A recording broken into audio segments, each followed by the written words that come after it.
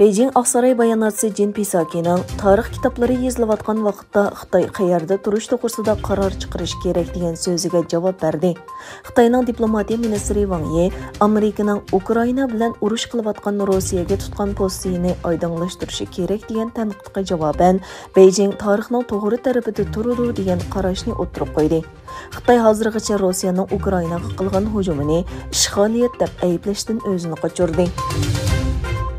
Yaponiya bosh ministri Kishida vazifaga o'tirgandan buyongi tunji Hindiston ziyoratida mansabdoshi Narendra Modi bilan ko'rishdi. Kishida axborot e'lon qilish yig'inida davlatining kelgusi 5 yilda ikki taraflik savdoni oshirishni umid qiladigan kelishim bilan Hindistonga 42 milliard dollar mablag' soladiganligini va mablag' solish planining ul asliha taraqqiyotidan yeshil energiyagacha bo'lgan nurg'un sohaga zo'r foyda olib keladiganligini ta'kidladi. Kishida yana ikki tarafning Hind-Tinch okean rayonining bexatarlik munosabatini kuchaytirish irodasini yana bir qatim ta'kidladi.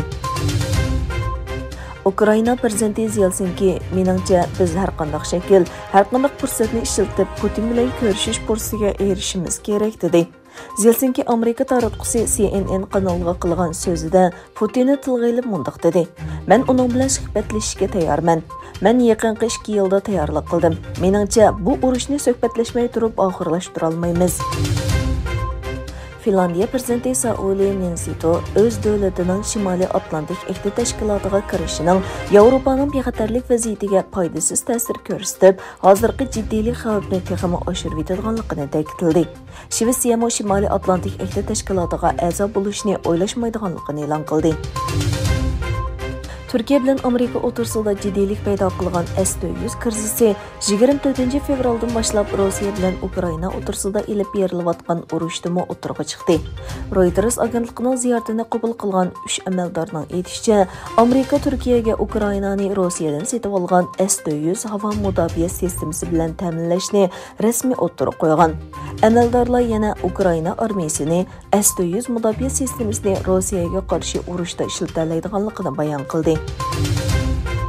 Germaniya Federatsiya Ichki ishlar ministri Fayser Ukrainadagi urushdan kelgan ayollar va bolalarni odam atkazchilari va shoykalardan qo'g'dash uchun poyezd va avtobus bekatlarida bexatarlik tadbirlarining kuchaytirilganligini e'lon qildi.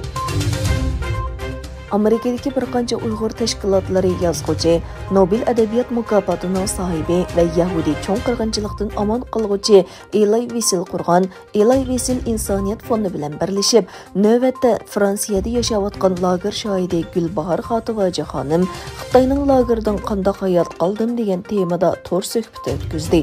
Gulbahor Xotivaji xonim 2 yillik lager hayotining o'zining butkul hayotini qanday o'zgartganligini anglatdi. Gulbahor xonim lager hayotimda Xitoylardagi butun Uyg'urlarni qaravasimi, buxodan chiqmaydigan nafratni ko'rdim dedi.